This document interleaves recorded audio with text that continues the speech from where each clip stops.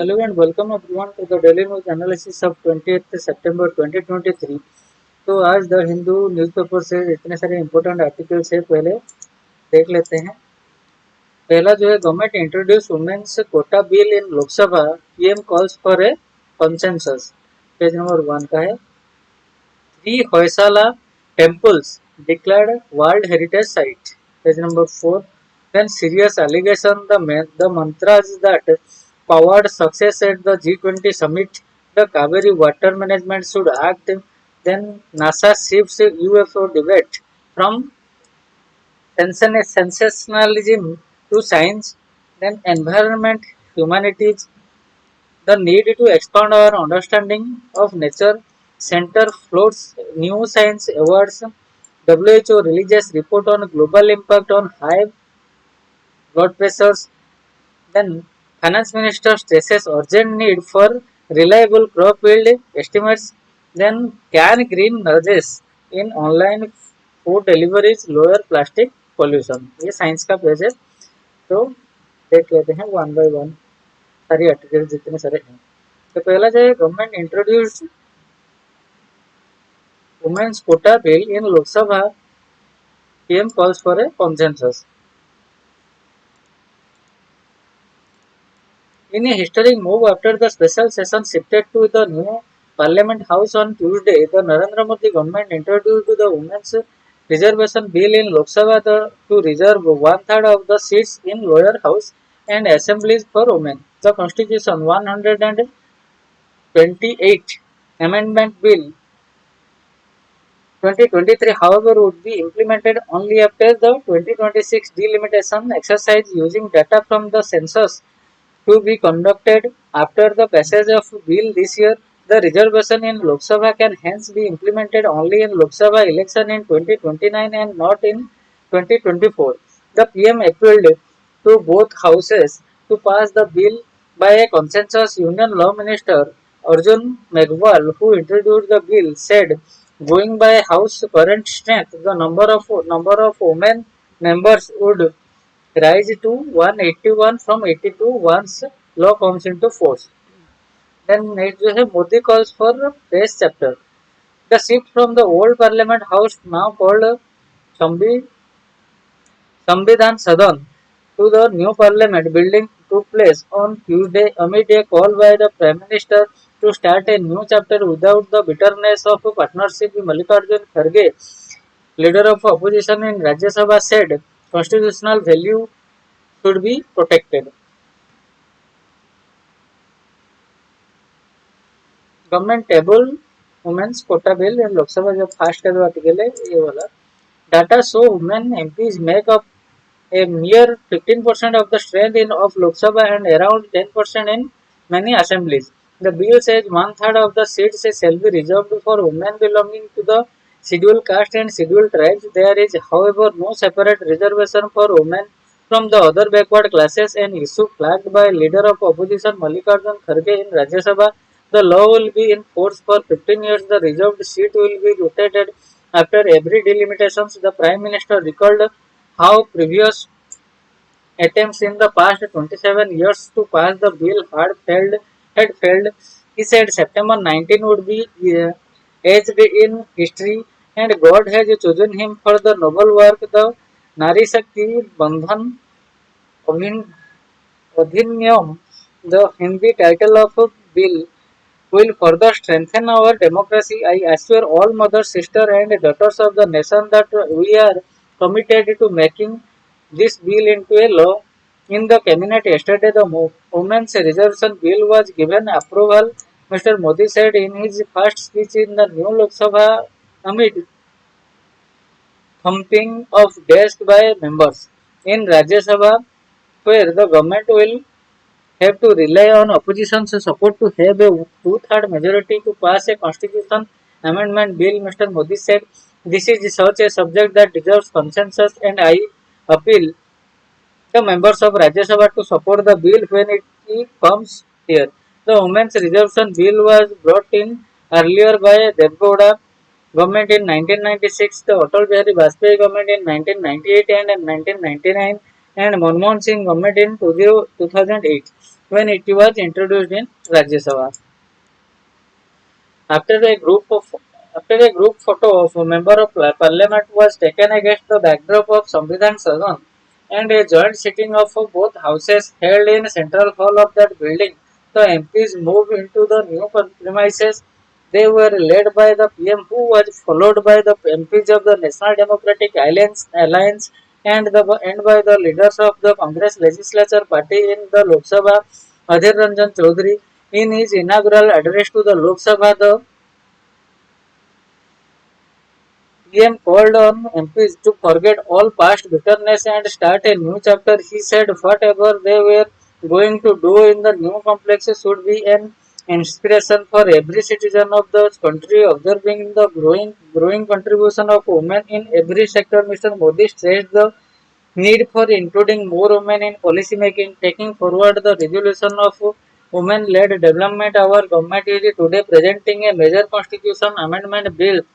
The purpose of this bill is to expand the participation of women in Lok Sabha and assemblies, he said.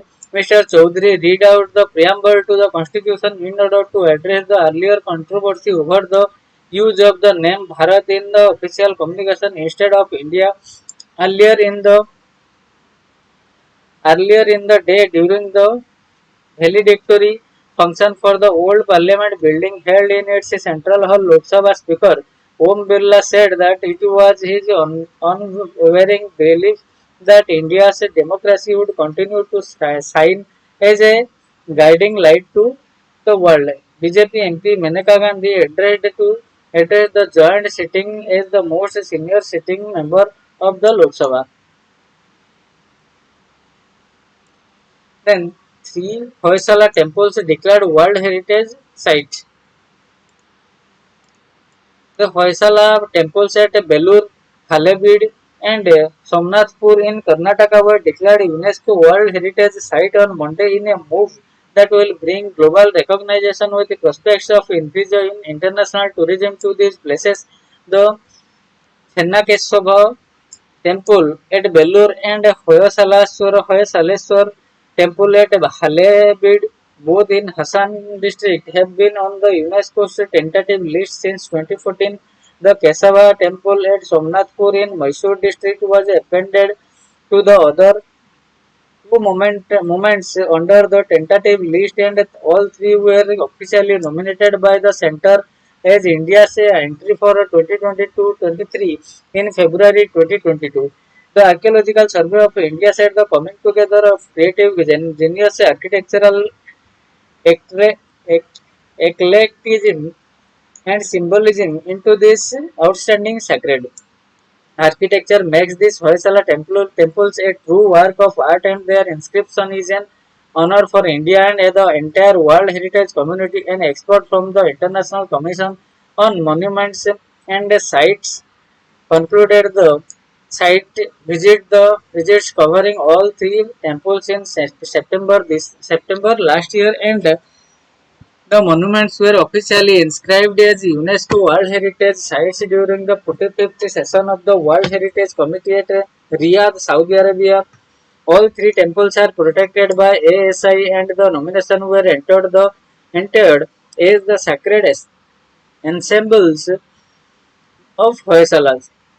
The Hoysala temples are known for evolving a distinct style that is ornate with temple architecture following a satellite plan built on a raised platform on material used in temple construction in chloride schist, which is also known as soapstone, that are soft and amenable to carving.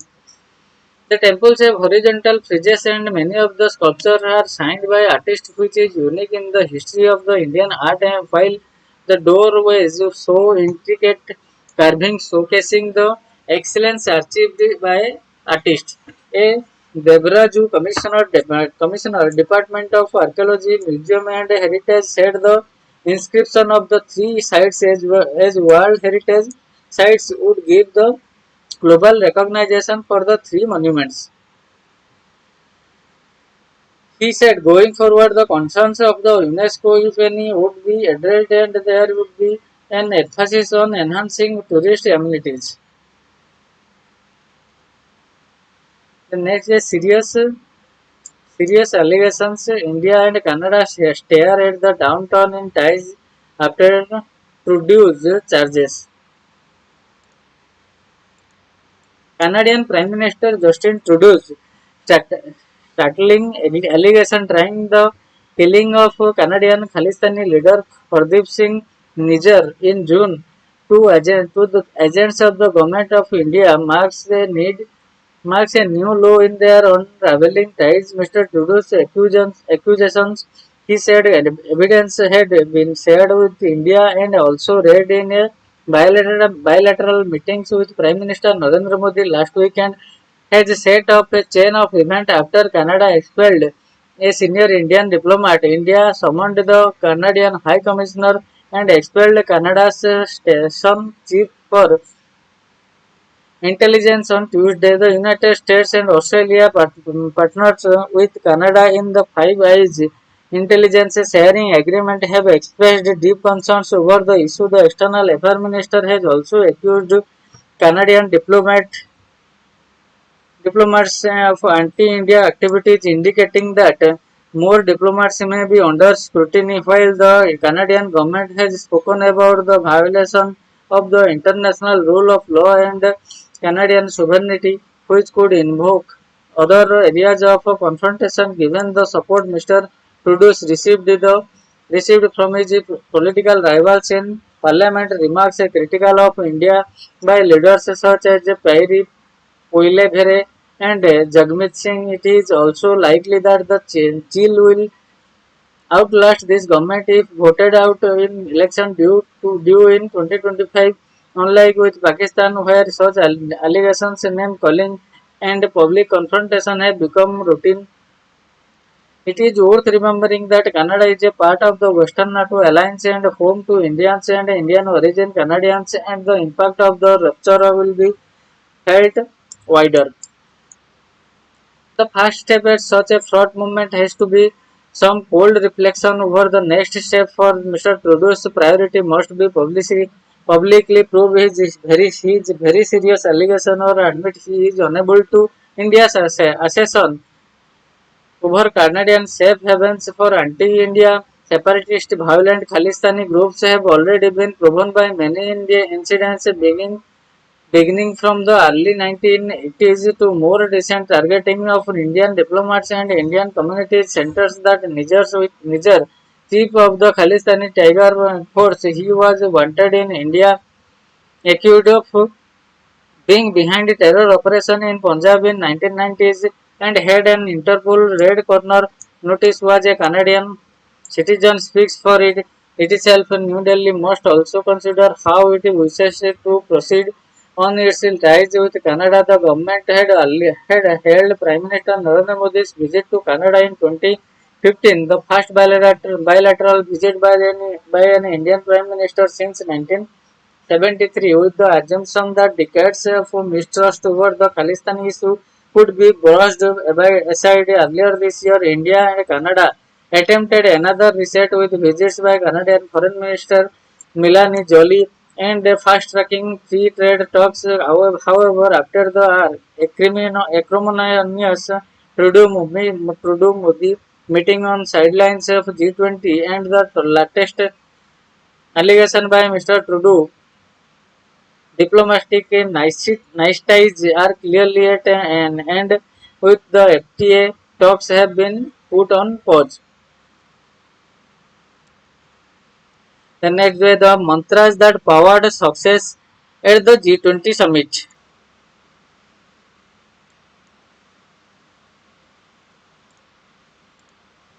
Reports of death of multilateralism are greatly exaggerated. It would seem from the outcomes of the G20 summit in India, New Delhi Declaration, especially the New Delhi Leaders Declaration (NDLD) throughout India's G20 presidency, no ministerial meeting had been able to issue a joint statement, and the SEPAs most closely involved with negotiations said they often thought that they could not bring all the G20 members on board in the context of the language of the document, especially on the subject of Ukraine, while the Sherpa team methodically wheeled away at the language, ensuring a document that was acceptable to all the governments. Bilateral forays succeed in giving nearly all G20 members a stake in the success of India's presidency in the past year. Prime Minister Narendra Modi visited Japan, Australia, and United Arab Emirates, France, South Africa, and Indonesia, and hosted leader of Germany, Italy, Australia, and Japan, all members of the G20 with the considerable influence on the process, regardless of their rejoining.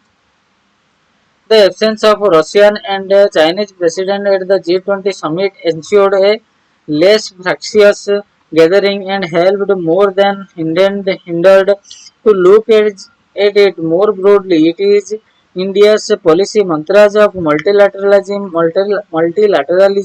multipolarity, and the middle way that won the day at Bharat Mandapam, the venue of the G20 summit in Delhi. The multilateralism factor. To begin with, it is clear that the desire to support multilateralism is what drove the consensus made in order to achieve consensus at the G20. The Western Bloc, comprising the G7 countries Canada, France, Germany, Italy, Japan, the United Kingdom, and the US. The European Union (EU) and US allies Australia and South Korea made the larger part of this consensus by agreeing the removal of direct pointers to Russia in the operative paragraph that referred to the war in Ukraine. The only mention of Russia in the statement was a positive one pertaining to the Black Sea Grain Initiative and the desire of all members to revive the mechanism that would give Russia more access to the international swift financial support and in return a removal of blocks to Ukraine grain export. In public statement, Western Bloc leaders and officials denied climb down, although preferring that the preservation of G20 was their topmost consideration. Away from the camera, they said the choice they were given was between agreeing to the statement finalized hours before the summit began or to send the G20 process to its death. Had there been no joint declaration, question would have been posed not just to India's leadership but also on sustainability of the G20 itself, one of the only remaining organizations that include the Western Bloc, the Russia-China combined, and the non-aligned group of India, Brazil, Argentina, Indonesia, Mexico, Saudi Arabia, South Africa, Turkey. The last group is made up of countries that do not approve the Russian war in Ukraine but do not join Western sanctions and coincidentally, nearly all, with the exception of Turkey, members or observers of non-aligned movement (NAM), if New Delhi failed to find consensus at the G20, the fear was that the G20 itself would fragment possibly into G7 Western Bloc and the BRICS Brazil, Russia, India, China, South Africa bloc. After all, the G7 has stated its united stand on the Ukraine war, and BRICS now made of 11 countries included a consensus paragraph on the Ukraine war at its summit, managing a joint statement despite the deep India-China tensions. It was equally significant that it was the Troika plus combined of Indonesia, India, Troika plus combined of Indonesia, India, Brazil, South Africa, the first such series of developing countries to be future host of G20, which proposed the winning formulations on Ukraine. Indonesia is the Association of Southeast Asian Nations chair, chair while South Africa is BRICS chair and their multilateral heft added to their efforts. Japan, too, as G7 chair played a role in bringing the US and the Europe on board. Eventually, the outcomes strengthened the G20 itself as an organization that has pulled off a consensus 2 years in a row. Despite the polarizing war in Ukraine, this is no mean feat. Given that the United Nations Security Council has not been able to forge a single non-veto the resolution on the Ukraine issue since February 2022, support for multipolar world. The other Philip to the success of the G20 summit came from the growing support for a multipolar world, one which India has been a leading votary of it. Of it has often been said that in the post-Cold War scenario, the US has tried to build a unipolar world. China has pushed for a bipolar one, where it is the only challenger to America's leadership of the world and unrivaled leader of Asia. While India has sought a multipolar world, the US may remain the most powerful country in the world for the foreseeable future. But it has also given the world a glimpse of what it would mean where, were it to decline as a global power in the Donald Trump era 2017-21 as the US worked out a number of multilateral and United Nations organizations as well as the Paris Accord and the Joint Comprehensive Plan of Action nuclear agreement with Iran with the next US presidential election in 2024 where Mr. Trump and others with similar world views are contenders. It remains to be seen which way Washington will proceed. China's remarkable rise over the 1990s and 2010 has shown that it is a possible rival to the US. Beijing will mark the 10th anniversary of its Belt and Road Initiative and at a grand event in October. China's spending of over $1 trillion of infrastructure on infrastructure project in ties up with about 90 countries has given it a untrammeled influence in many parts of the world. However, the manner of its rise has also spread discomfort. Its goodwill has been depleted by its actions such as those during the COVID-19 pandemic, its predatory financing of small countries as well as its aggression towards its neighbors that includes transgressing boundaries with countries that include India. In, geog-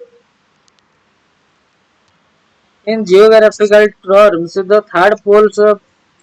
third pole refers to the Hindukush Himalayan range of or upper South Asia as it has the largest volume of ice and snow outside of the North and South poles in development economies. However, it is clear that the global South is now seen as the third pole and many global powers are coming to terms with its Earth. While the global South made up of more than 125 countries may not compare in the wealth with the North, it is increasingly becoming a voice to be heard, a voice which reset the priorities at the global forum on issues such as development, climate change, health and digital divide. India's campaigning of the global south and within its membership of 55 nation African Union was another reason of the desired outcomes at the G20. What is to be noted in particular role of regional organization in multilateral fora after the European Union and African Union. It will be turn of Asian and the community of Latin American and Caribbean states to seek G20 members. The midway, finally, it is apparent that India's success at the G20 owes itself to its decades-old tradition of abjuring alliance and following a middle path on global discord. This has meant making compromises at times, such as the Indian government refusal to criticize or cut off ties with Russia or to invite Ukraine presidency Volodymyr Zelensky to to address the G20, but it has put India in a better position to be able to strike a balance between the global south and the north and east and west. It is this bridging rule that is most needed in a time of global polarization, keeping in mind what United Nations Secretary General Antonio Guterres said at the Delhi summit, because if we are indeed one global family, we today resemble a rather dysfunctional one. Next is the Cauvery Water Management Authority should act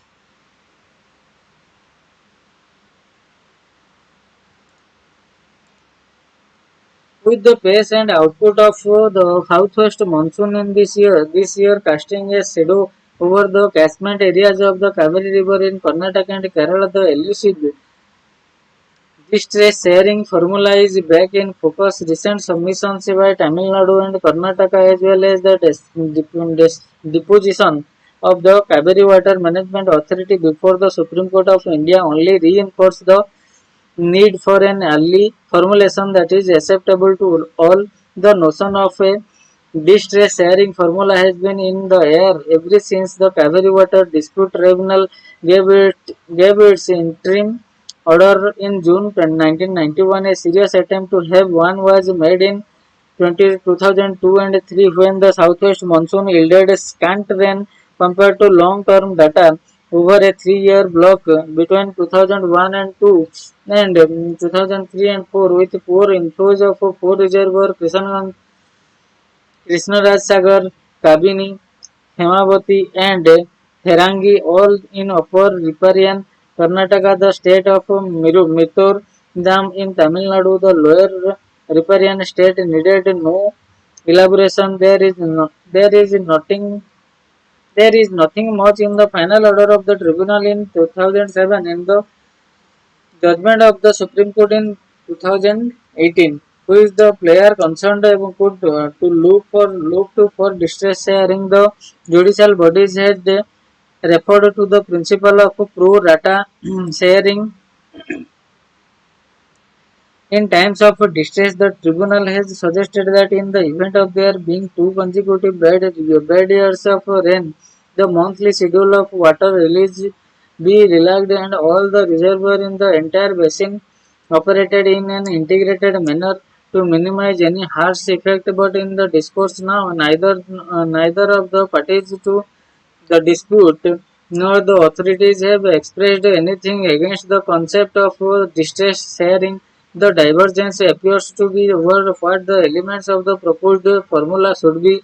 Tamil Nadu takes into account the deficit in the inflows to the four Karnataka reservoir vis-a-vis the average flows in the last years and the rainfall pattern in three groups of the Cauvery catchment: the catchment of the KRS and Kabini, the catchment upstream of Biligundulu on the interstate border, and the catchment downstream in Buligundulu stands by the states. Karnataka, which is not for the comfort, considering only the deficit in inflows into its reservoir, it has been maintaining that the overall distress situation cannot be calculated till the end of the January. It has stated that the outcomes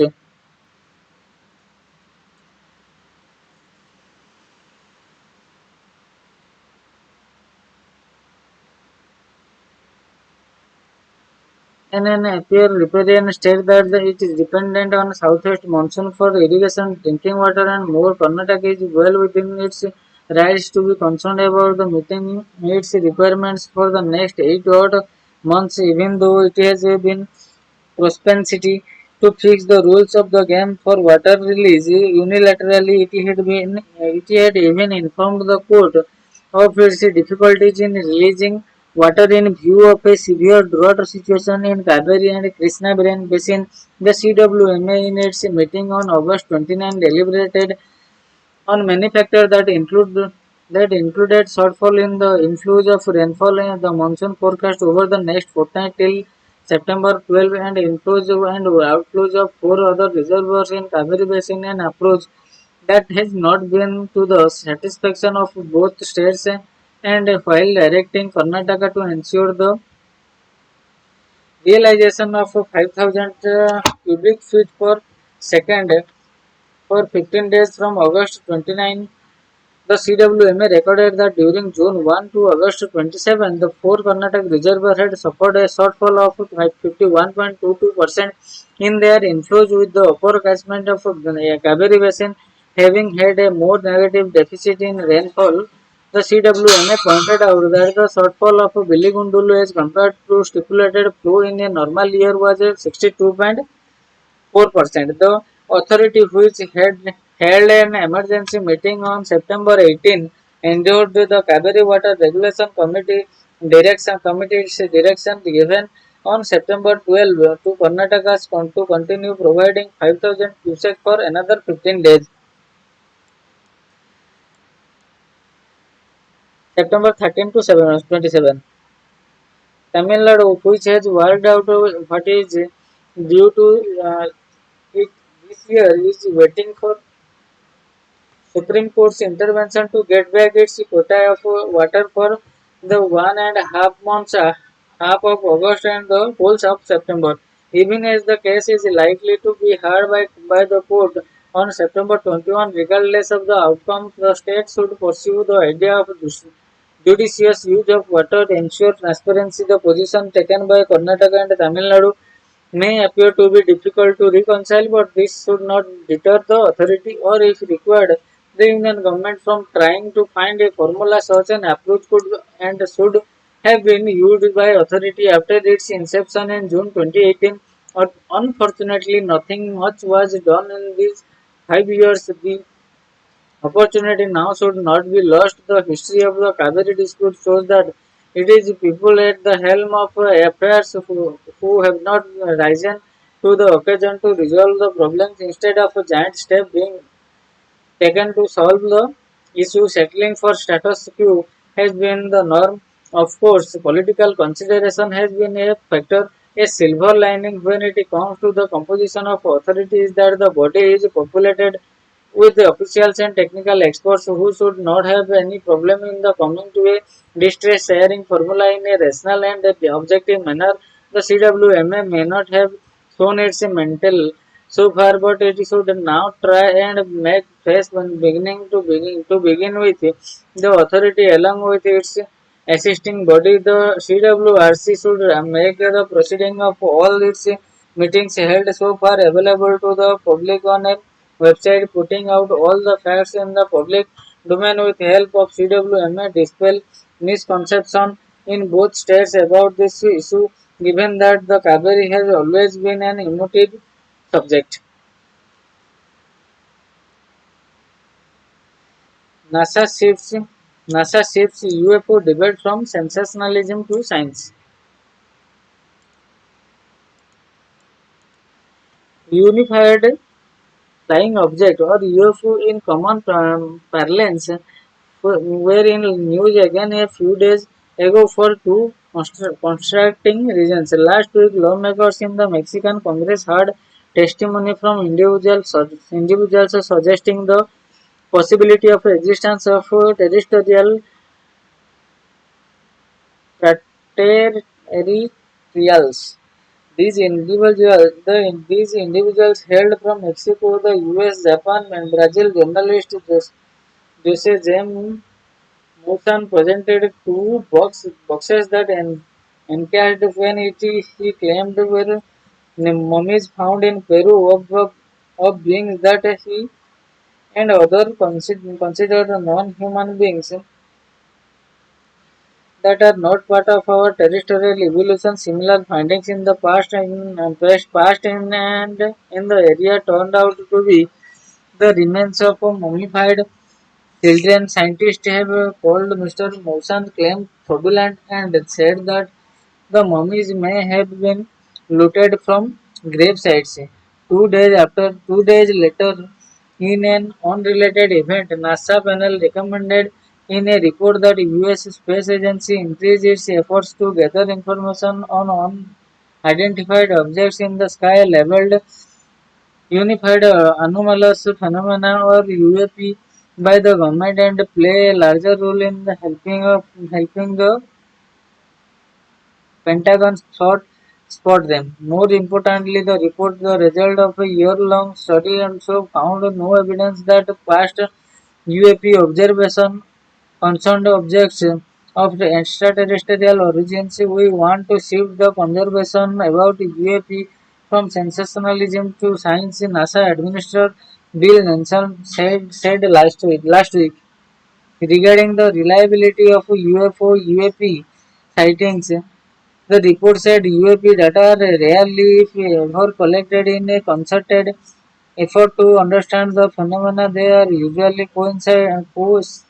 coincidental observations. Curiously, such observations collected by a self-reporting database called the National UFO Reporting Center online database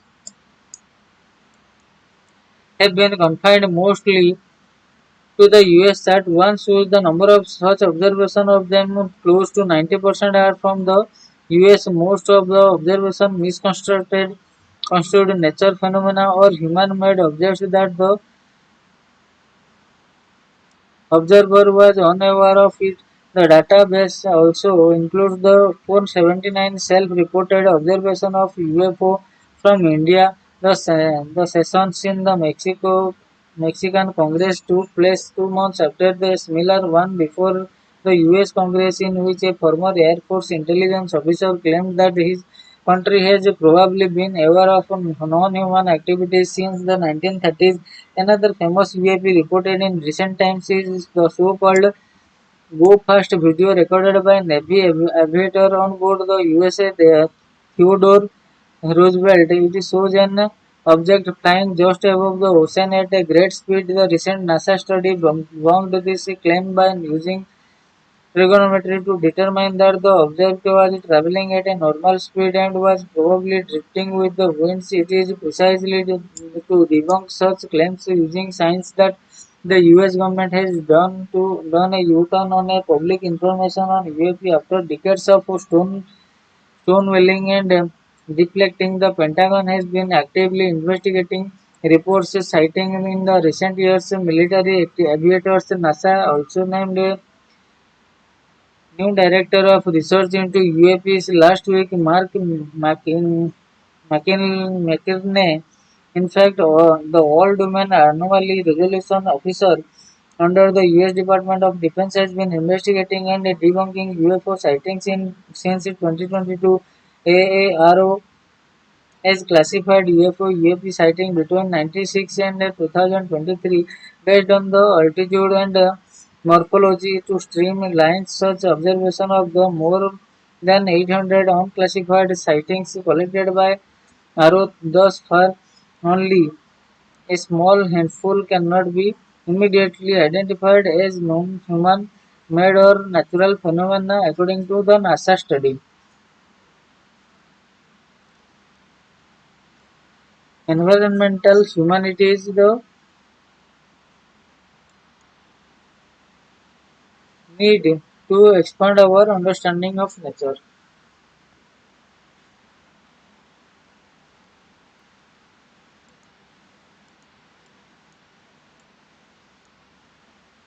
The environment from an academic point of view has for centuries been understood from the lens of science. Scholars and experts have explored issues related to ecology and the environment through an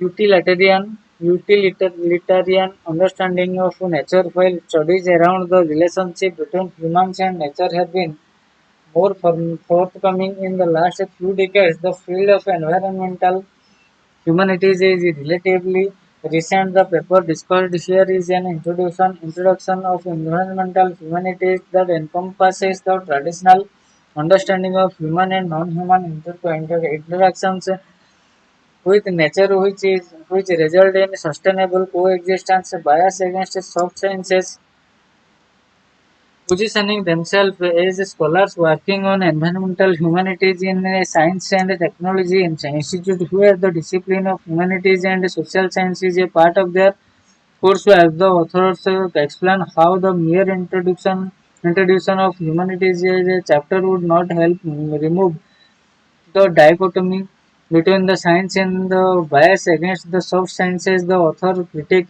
how mainstream debates on the extreme environment in such setups are devoid of any discussion on human nature interaction and issues of social justice with regard to environmental issue. The author explained that instead of looking at science as the only solace to providing solution to environmental issue, disciplines of humanities and social sciences must also be taken seriously to understand indigenous epistemologies that broaden our understanding of nature while explaining need to move away from a Western knowledge system and the solution it provides. The author also warns us against the unified understanding of the traditional knowledge system of the environment. The nationalist projects such as the Indian knowledge system is dangerous as it is a more replacement for the Western's understanding of nature. It lacks the multitude of narratives and perspectives from various social and marginalized groups that discuss the entanglement of human beings with the environment, the nation, and the nature. In India, nature has been considered intrinsically connected to society and culture. The nation is seen through the lens of nature, ecology, or as a sense of a place. There are two dominant understanding of a nation. The first one considers the nation as one place where nature is universal to its citizen as an ecological reality. Ecological nationalism is used to justify the utilization or restriction of nature. The second understanding goes beyond the unitary sense of nation or nationalism and finds multiple perspectives that define the nation in connective to nature as the affiliation to a piece of land and to its people who have various cultural identities. It is a self sense of belonging. Despite diverse notion about the ecology and environment in India, there are various narratives that help us rethink the relationship between man and nature. The authors attributed today's environmental challenges to unilateral progress models that have extracted natural resources from the environment. Disregarding these narratives in looking at the environment as a physical entity meant to be exploited according to a man to man's wish. New liberal establishment have separated people's indigenous experiences and narratives from our understanding of nature when encompassing the need to include the concept of social in understanding the environment. Another problem that arise in the conceptualization of society as a homogeneous and a unitary entity. This common facility results in the exclusion of multiple rich and narrative of the marginalized communities. The dominant understanding of the environment while using gender, caste, and tribal experiences as a case studies, it still largely remains androcentric and Brahminical, according to the author. Indigenous narrative on nature, the relationship that Dalits and tribal communities have with the environment is complex and much deeper than dominant narratives. While they have been given limited access to space, land, and water due to the exclusionary practices that persist owing to the caste system, they have a stronger connection with nature as they consider the environment to have agency and influence. Such narratives reject the reductionist attitude towards ecology environment that exists among mainstream understanding of the concept. Therefore, it is essential to incorporate the perspective of the different marginalized communities, such as those based on the gender, caste, and tribal identities, into discussion within academic and policymaking cycles to challenge the monopolistic understanding of the environment in urging the need to bring forward the discipline of environmental humanities in the Global South. The author highlights the uniqueness of the interdisciplinary field of study. They explain that the discipline shifts away the central focus from the dominant figure of the human and recognizes that neither humans nor non-human take precedence in the discourse, contributing to a better comprehension of the environment as an entity of its in its own right. Further, the discipline demands both social and environmental justice by centering and decentering humans and Non-humans as it recognizes that environmental issues cannot be separated from social injustice and discriminations faced by marginalized communities.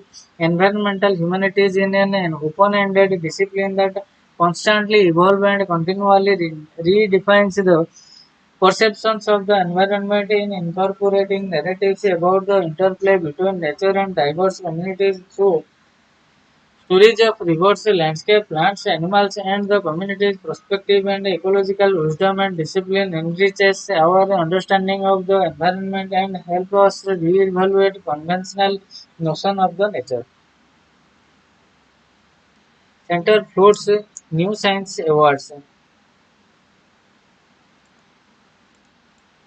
Nearly a year after deciding to cut the number of prizes annually awarded by its ministry, the Union government is set to institute the Rashtriya Vigyan Puraskar 56 prizes to facilitate scientists, technologists, innovators akin to the prestigious Padma Award. These awards will not include any cash promo components. Instead, they will likely bestow a certificate and medallion on the awardee, source told the Hindu. According to the proposal 7 by the Hindu, 7 by seen by the Hindu, which is yet to be made public, the RBP will comprise the Bigyan Ratna 25, Bigyan Sri, and 25 Bigyan Yuva Santi Swarup Bhatnagar, and 3 Bigyan Team Award. Multidisciplinary prize. These prizes will be awarded annually for physics, chemistry, biology, science, biological science, mathematics, and computer science, arts science, medicine, engineering science, agriculture, agricultural science, environmental science, technology and innovation, atomic energy, space science and technology, and 13th category simply called others. It may be ensured that each domain may be represented. Adequate representation of women may also be ensured, said the proposal forwarded by the Department of Science and Technology to the Union Home Ministry.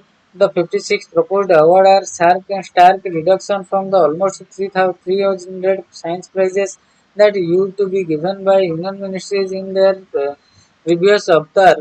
The prizes also had a significant cash component. The Shanti Swarup Bhatnagar Award given the Council of Scientific and Industrial Research CSIR since 1958 now include 5 lakh per winner as well as a salary perk in parks. In fact, the government announced the names of the 12 winners of SSB award just last week after a year's delay. The National Technology Award given the teams by the Technology Development Board ADST entity also include a cash prize worth 25 lakh. The new awards will also be open to persons of Indian origin through a though a maximum of one such may be awarded. The Vigyan Ratna file 3 PIOs each can be selected for the Vigyan Sri and VYSSB. However, PIOs will not be eligible for Vigyan Team Award. The Vigyan Ratna Award shall be for lifetime contribution along with excellence made in any field of science. The Vigyan Sri for distinguished contribution to any field and SSB for exceptional contribution but by young scientists. The team awards shall be for three or more researchers who have made an exceptional contribution as a team. There are no age limits for any prize except the SSB for which recipients must be 45 years or younger. Starting in 2024, the award will be announced annually on May 11, which is National Technology Day, and will be awarded on National Space Day on August 23. These are the days on which India successfully concluded its second nuclear test in 1998 and then catapulted the Chandrayaan 3 Vikrama lander on the moon this year. The RBB awards, which will commence from 2024, will be given by the President of or the Vice President according to the proposal. A committee will be constituted every year comprising the secretaries of six science ministries up to four presidential presidents of science and engineering academics and six distinguished scientists and technologists from various fields. The CSIR will coordinate the administration of the awards process for the 2 years, after which it will be taken over by the proposed National Research Foundation. And WHO releases report on global impact of high blood pressure. Approximately 4 of every 5 people with hypertension are not adequately treated, but if countries can scale up coverage, 76 million deaths could be averted between 23 and 2050. The World Health Organization said in the first ever report on the global impact of high blood pressure on Tuesday. Hypertension is the most important risk factor for the death and disability in India, according to a paper in the Lancet Regional Health Southeast Asia published late last year. It adds that less than one fourth of hypertension patients in India had their blood pressure under control during 2016-20. Though this rate has improved from the previous year's figures, so substantial differences exist across regions. The Lancet paper says the 2019-20 National Family Health Survey have reported a hypertension prevalence of 24% in men and 21% among women, an increase from 19% and 17% respectively from the previous round 15-16. The India Hypertension Control Initiative, a large-scale hypertension intervention under the National Health Mission, has been recognized for its positive work done within the primary healthcare system. The WHO report states that hypertension affects in 1 in 3 adults worldwide. The common deadly condition leads to stroke and heart attacks, heart failure, kidney damage, and many other health problems. The number of people living with hypertension, blood pressure of 140 50, 140 90 mm Hg or higher, or taking medication for hypertension doubled between 1990s and 2019 from 650 million to 1.3 billion. Nearly half the people with hypertension globally are currently unaware of their condition. More than quarters of the adults with hypertension live in the low and middle income countries.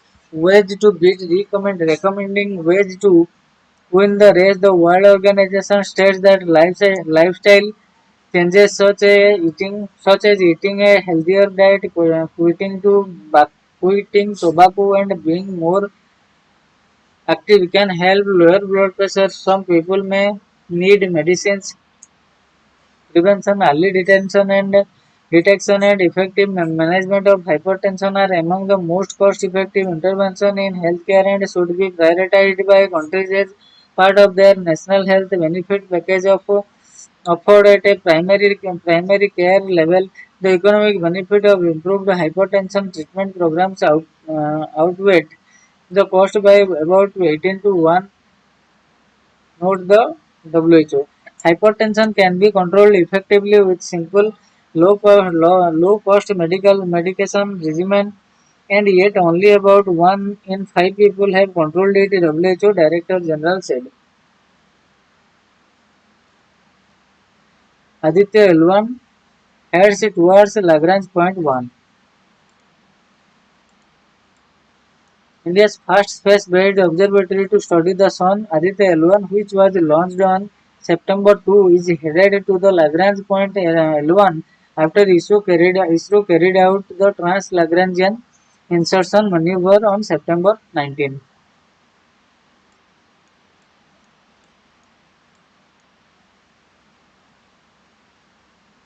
Point पर पहुंचेगा.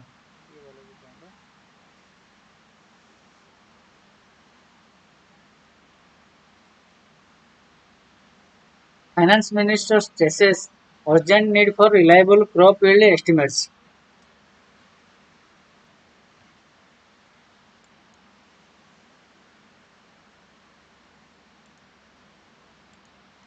Finance and corporate Affairs Minister Nirmala Sitharaman on Tuesday made a strong pitch for generating real-time assessment of likely yields for all the essential crops, starting with pulses oilseed that India often needs to import, stressing that the country suffers for want of such reliable farm output estimates. Automated system.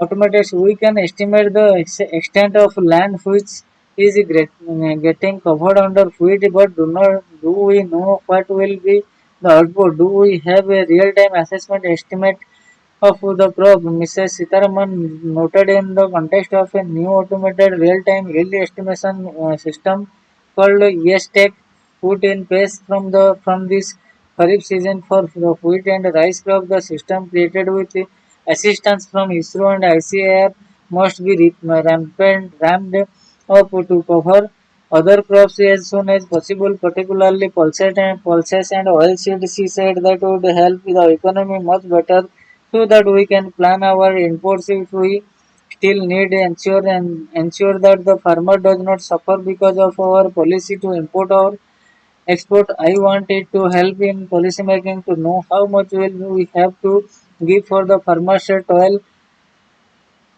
in terms of a minimum support price or in terms of a procurement or how much quantity we need for buffer.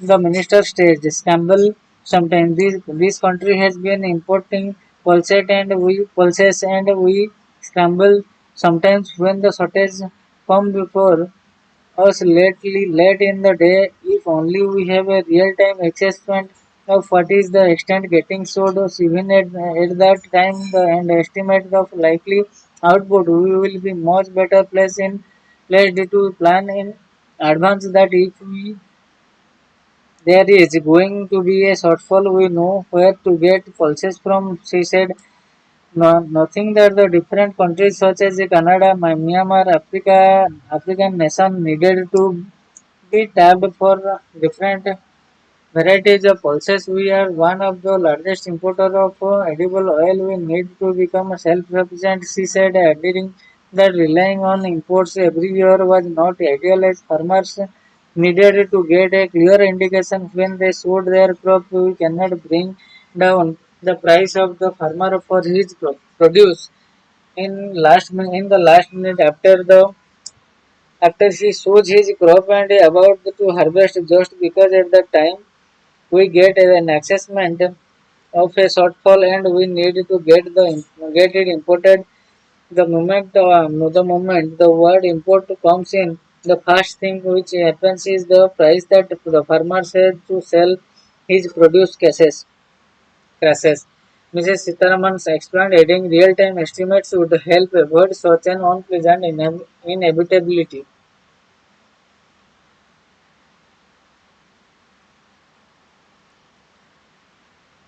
The can green nudges in online food deliveries low plastic pollutions.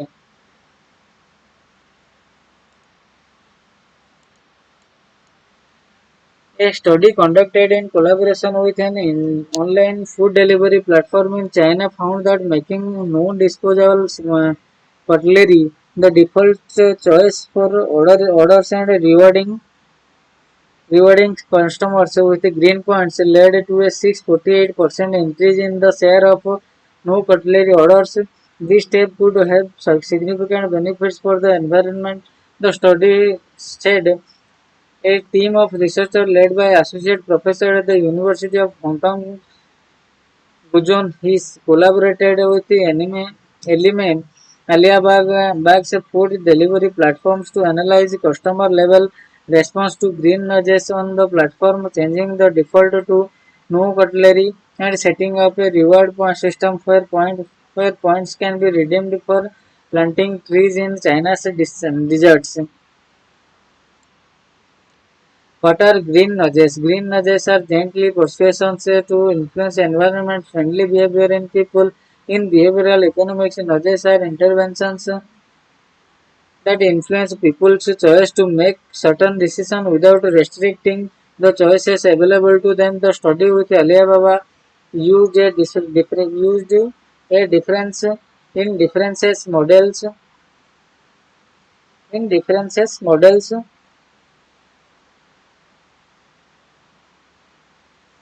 a statistical technique that compares the outcomes over times between the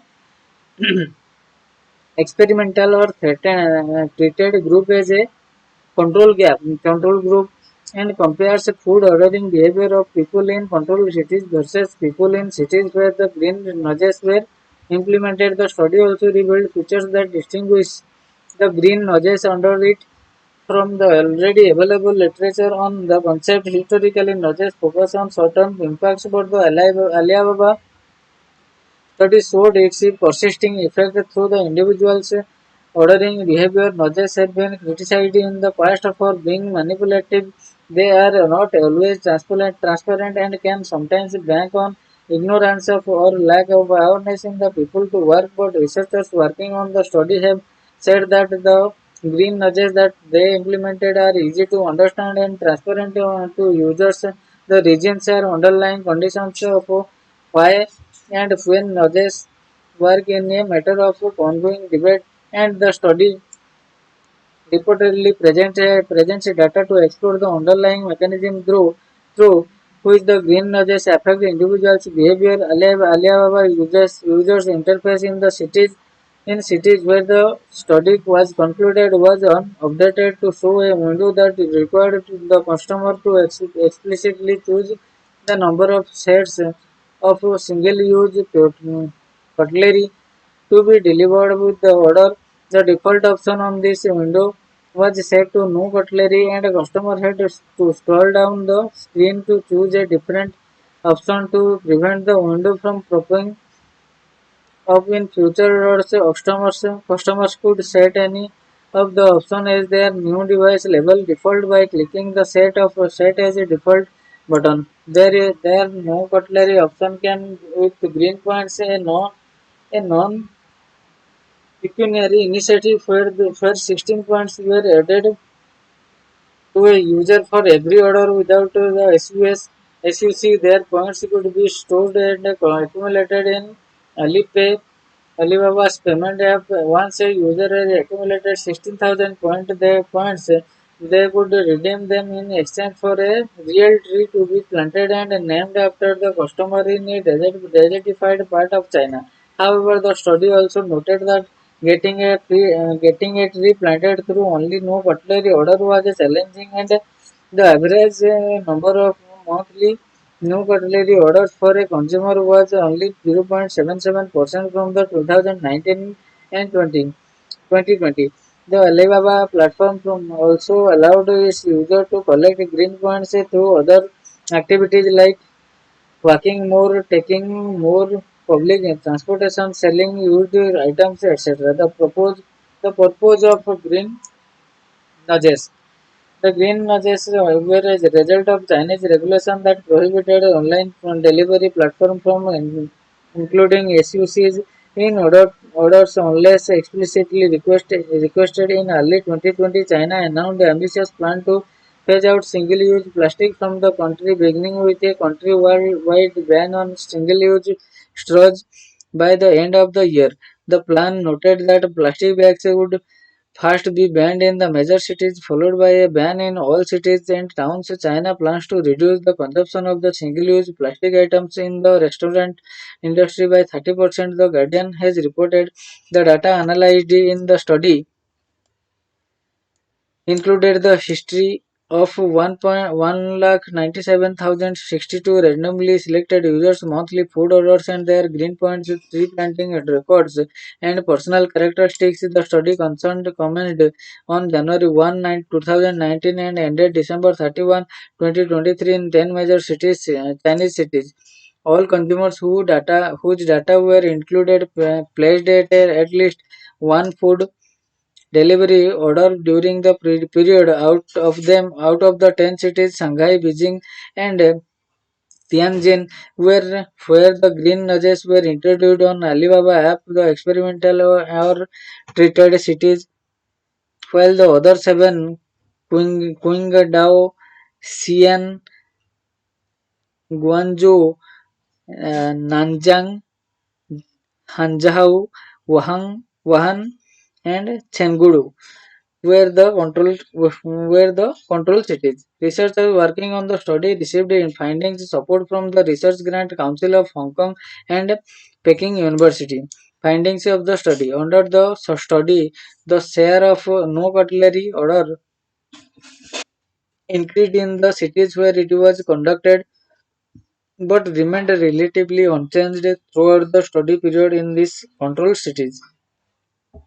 The share of no cutlery orders before the study was on average 3.1%. Green nudges were believed to have increased the share of no cutlery order by 19.3% in Shanghai, 21.2% in Beijing, and 20.4% in Tianjin. On average, they increased an individual's share of no cutlery order by 20%, 20.1%. This amount to a 66.48% increase in the frequency of no cutlery orders overall. Before the study was conducted, the share of no cutlery orders in all cities was chosen the same, but once the green nudges were reintroduced, the share of these orders in Shanghai, Beijing, Tianjin increased significantly. The study also noted that media and public attention to plastic waste did not change significantly. When the citywide regulations were introduced, suggesting that the findings of the study were actually driven by green nudges on the app, around 83% of the individuals in Shanghai, Beijing, and Tianjin also responded positively to the green nudges. Another 6% do not show changes in cutlery choices on the app. The remaining 11% defied the nudges and behaved in the opposite direction to what was encouraged. It was also seen that most debaters had previously played no cutlery orders, suggesting that they were possibly disliked being nudges. The study also reported that the green nudges introduced on Alibaba online food delivery platform did not negatively impact its business. Both the total order amount and the total number of orders followed the same trend in the experimental and control cities, making the impact of green nudges on the platform's business negligible. Note, however, that the total spending and total number of orders substantially dropped in early 2020 in all cities due to COVID-19 analysis of the study demographical results concluded that no cutlery order replaced by the women increased by 21.4% after the nudges were introduced versus an 18.4% increase among men. The share of no cutlery orders for customer between 18 to 24 years only increased by 11.9%, whereas for middle aged and elderly the increase was around 30.30 to 34%. Some observations have also suggested that affluence was a factor that differentiated how customers responded to green nudges. There, the share of no cutlery order for the people who order meals using phones that cost more than $1,051 increased by 22.2% as a result of green nudges, which was 3.92% of more than for those who ordered using phones that cost $273 or less both as of the January 2020. People who ordered more expensive meals based on the pre-order expenditure also responded more to green nudges on Alibaba app. Green nudges also increased the share of no cutlery order for individuals who had placed similar order previously by 24%. This was 4 to 5% higher than for those who had never placed a no cutlery order before. But the study said it is possible that this difference stems from environmental consciousness that individuals might have already had over 18 months in Shanghai, 8 months in Beijing, and 1 month in Tianjin. The number of SUS reduced by more than 25.33 million sets, although the weight and composition of SUs vary. The researchers estimated that this reduction may have prevented the generation of 4,506 to 0.52 metric tons of waste and saved 56,033 333 trees. If all points are rewarded through the green nudges were used to plant trees, 1,12,665 additional trees would have been planted by Alibaba. Do green nudges work in India? According to the study paper, China is the world's largest producer of a producer and a consumer of SUCs. If Alibaba had introduced the green nudges to the entire country instead of just in three cities, more than 8.7 billion set of SUC would have been saved on every year in China in accordance with the 2020 data. Additionally, total SUC consumption could have dropped by 21.75 billion sets if all food delivery services in China adopted green nudges. This would be equivalent to eliminating 3.26 million metric tons of plastic waste. Zomato, an online food delivery platform in India that occupies 50% of the market share in the space, also has similar nudges on its app file. While the company says that the option to skip cutlery was also always available on its platform, it changed the default selection to no cutlery in August 2021. Zomato's no cutlery initiative was designed to reduce not just plastic but overall material waste out of our data. Sorry, our data suggests that 3 out of every 5 orders choose to opt out of receiving cutlery, which has resulted in an estimated 1,000 metric ton reduction in cutlery waste till now. Zomato's chief sustainability officer Anjali Ravikumar told the Hindu. So this is all for today, and we will meet from tomorrow onwards from new the Hindu newspaper analysis. So thank you all. Thank you.